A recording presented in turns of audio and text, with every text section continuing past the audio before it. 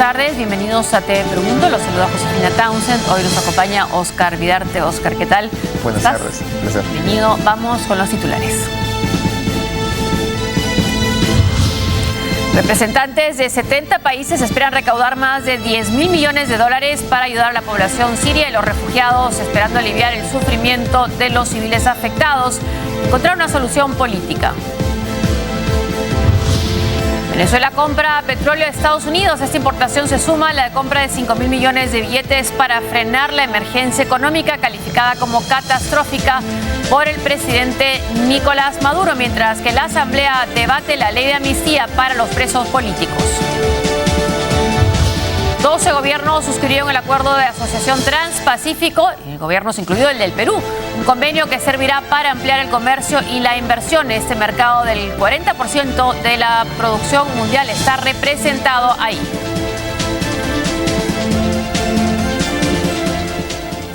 Vamos ahora sí con el programa. Las imágenes que veíamos ayer sobre Alepo hoy se suman estas que muestran la devastación en otra ciudad. Más civiles muertos, más destrucción y los bombardeos que no se detienen.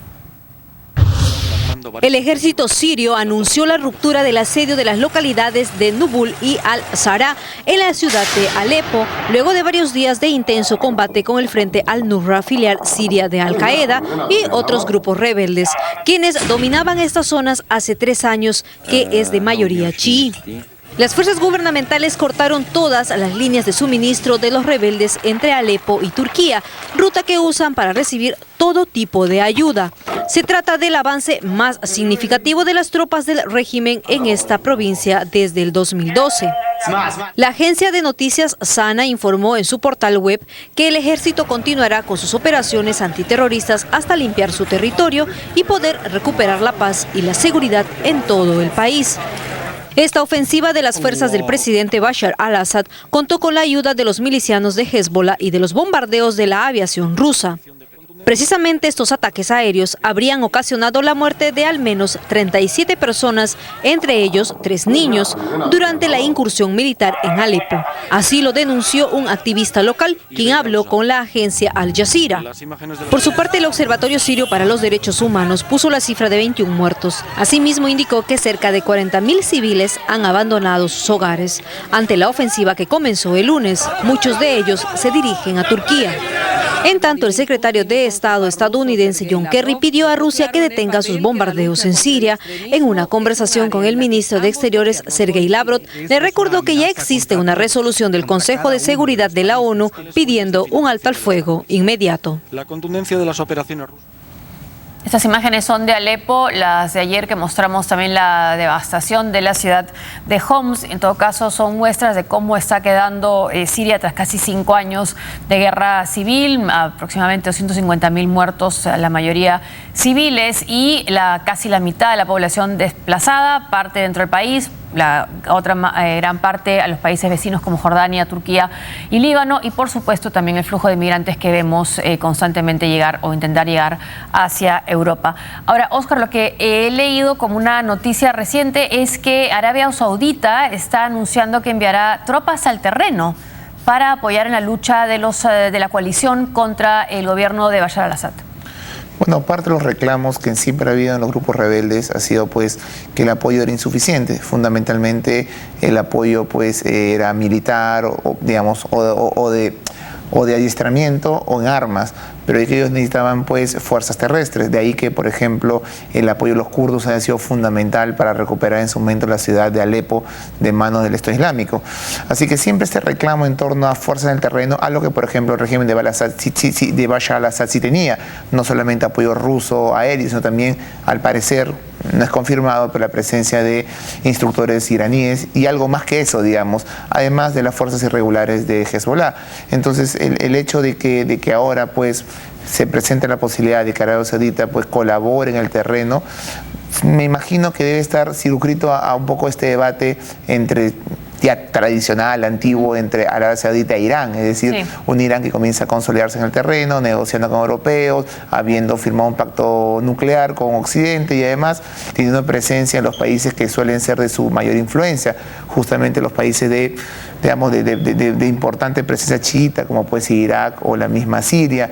Entonces tengo la impresión que más allá del conflicto sirio, nuevamente, así como lo vemos en Yemen, nuevamente vemos también que comienza a aparecer este enfrentamiento Arabia Saudita-Irán dentro del escenario sirio. Porque la nota, la información lo que señala e interpreta es que dado que Arabia Saudita está ganando terreno en sus intenciones en Yemen, entonces de ahí a que ahora se sienta con más posibilidades de actuar de manera más activa en este conflicto en Siria, y sobre todo el tema de las tropas en el terreno ha sido pues algo que los estadounidenses están totalmente en contra después de la experiencia en Irak, algo que no va a hacer el gobierno del presidente Barack Obama, aunque anunció sí recientemente que le envió tropas especiales, ¿no? De grupos agentes especializados. Bueno, ya han habido en las últimas semanas operaciones especiales por parte de agentes de Estados Unidos que han llevado en el terreno algún tipo de accionar. Quirúrgicas, ¿no? Exacto, ya han llevado, si bien ya se trabajan con drones, se trabajan con asesinatos selectivos, ya han hecho pues intervenciones muy especiales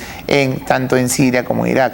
El problema siempre es pues, y que es el problema de Barack Obama, es el tener una mayor participación, porque no solamente es participar frente a un escenario conflictivo, sino son las responsabilidades que asumes al intervenir, es decir, no es solamente derrotar al enemigo e irte, alguien más tiene que asumir la responsabilidad de la reconstrucción, que creo que en el caso iraquí, por ejemplo, fue lo más complejo.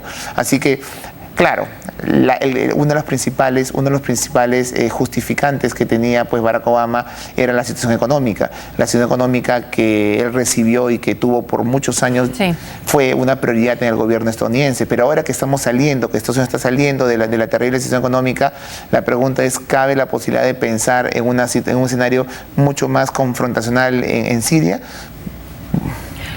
Y el tema, hace un rato tenemos un cuadro, no sé si lo podemos poner primero antes de esa carátula de Economist, de la cantidad de refugiados sirios que escapan de la guerra en los países vecinos y cómo eso contrasta con la proporción que existe en Alemania. Normalmente las imágenes que vemos de las personas, esta marea de personas desesperadas por llegar a Europa, no, eso es lo que vemos, pero no vemos las que están en países vecinos tanto como en Turquía, en campamentos, o en Líbano o en Jordania. En Turquía, en el Líbano son aproximadamente un cuarto de la población, de 1 millón de habitantes. De 4 millones de habitantes, 1 millón son refugiados sirios. Bueno, conocemos la situación de Turquía, también Jordania. El rey Abdallah también ha pedido ayuda a la comunidad internacional y por eso es que se ha dado esta reunión de donantes que vamos a hablar en unos instantes. Pero ahora podemos ver, bueno, ahí comparamos, ¿no? La diferencia. Ahora podemos ver también la primera plana de la revista The Economist, que le dedica a este tema de los refugiados a raíz de la guerra en Siria. Cómo manejar la crisis de inmigrantes y mantener a Europa sin que se rompa. Y bueno, un poco la idea que la pita se rompe por el lado más débil, ¿no? Un poco para que nuestros televidentes tengan una idea. Siria tiene aproximadamente 22 millones de habitantes. Es decir, de 22 millones de habitantes estamos hablando que 2,5 millones de habitantes están en Turquía.